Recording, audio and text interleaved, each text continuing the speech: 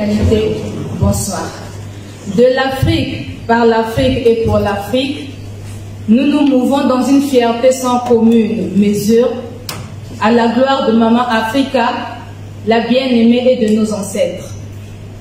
Dans un contexte marqué par une guerre hybride généralisée, où les intérêts donnent le ton, aussi bien au niveau des États que des groupes organisés, il est clair et impératif que l'Afrique se doit de tirer son épingle du jeu. Étant entendu qu'elle demeure la cible principale et est géostratégiquement placée à la croisée des chemins. Plus que jamais, le rêve et la solution est en amont et en aval africaine, aussi bien sur le plan économique, sociologique, démographique et écologique. C'est donc en pleine déferlante économique. C'est donc en pleine déferlante aussi bien de hard et soft power, nous nous devons non pas d'incarner le faible et riche, mais une volonté totale de puissance s'incarnant dans une souveraineté totale, par et pour Farafina. Nous sommes dans une démarche panafricaine au-delà des nostalgies permanentes et pleurnicheries pour non pas sauver l'Afrique, mais le monde, pensant avec certitude que le panafricanisme est une alternative au mondialisme messianique, techno-décadent, macronien, métatronien de l'homme deculotté pour aider le monde à mieux se porter par une approche du commun vif en respect total avec la nature, les droits de l'homme et marqué par une hytrophie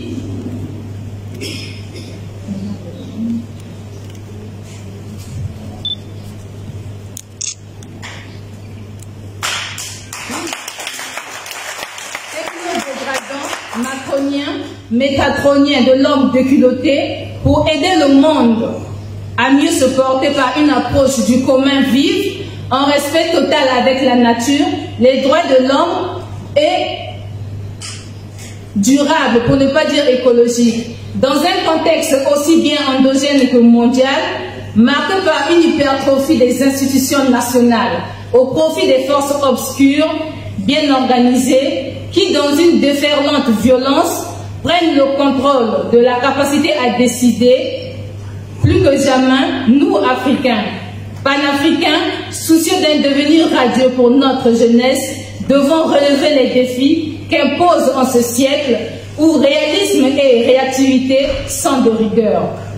C'est dans cette optique commune et d'un commun accord que nous, panafricains, structure panafricaine, dans un élan égrégorien dénommé marcheurs de l'unité africaine, nous avons décidé à la suite de la marche Dakar-Bamako, soutien au peuple panafricain et frère du Mali, à la suite des sanctions illégales et au-delà du respect des procédures imposées par la CEDEAO et évidemment par magnificence de la volonté de souveraineté malienne, de poursuivre dans cet élan de diplomatie des peuples en marchant de Bamako à Ouagadougou.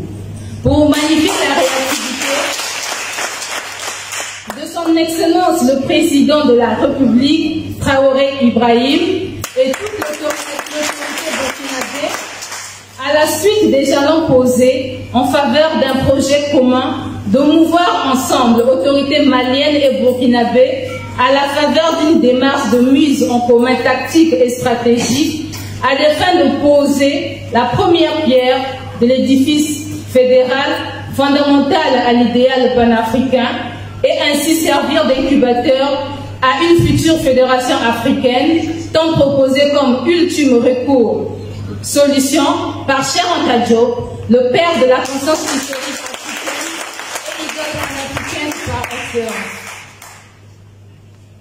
Nous, marcheurs de l'unité africaine, considérons que ce projet vient à son heure.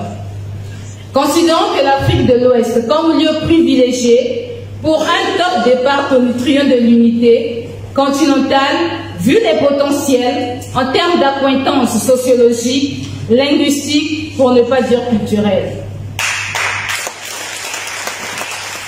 Considérons les volontés populaires et communes à toute la sous-région, malgré les impressions institutionnelles allant dans ce sens. avons décidé de nous activer comme dans une démarche fédérée pour communiquer, impulser, participer et même avoir l'occasion de proposer, à la faveur d'une approche fusionnelle avec l'autorité, un cordon de sécurité stratégique autour de l'autorité dans une démarche de diplomatie des peuples, car effectivement, l'État c'est nous, et activer les énergies populaires est l'ultime devoir de la société civile, mieux outillée à déferler dans ce domaine avec un appui concordant et efficient institutionnel. Et il n'y a pas mieux que les autorités maliennes et burkinabées pour installer ce cadre, vu qu'ils incarnent définitivement la volonté populaire. Et c'est le lieu de magnifier, de féliciter, d'exalter devant la responsabilité le sens du devoir qu'incarnent Monsieur Ses Excellences, Colonel Assimi Goïta et Capitaine Traoré Ibrahim, que même les oiseaux sous le chaud soleil ouest africain magnifient. Considérant être apte physiquement et mentalement prêt à réactiver la conscience collective, nous avons décidé de nous engager physiquement, moralement, mentalement dans cet élan de générosité qui nous est offert. C'est donc pour dire que nous considérons qu'aussi bien que le terrorisme, la faillite économique, la sécurité de façon générale, alimentaire, numérique, militaire, nationale, sous-régionale, panafricaine, ne saurait être une réalité dans un soft power détonnant, organique, populaire, qui viendra installer le profit gagnant comme seule option africaine. Il est dit quand un plat est bien cuisiné, rien que l'odeur qui se dégage de la cuisine donne un avant-goût, et il est clair que l'odeur fédérale qui se dégage de la cuisine burkinabo-malienne est succulente. Et pourquoi pas la Guinée, le Niger, le Sénégal, le Togo et même toute la nation nègre. Vive le panafricanisme! La patrie ou la mort? La patrie ou la mort? La patrie ou la mort? Fait à Ouagadougou, ce 22 mars 2023, les marcheurs de l'unité africaine.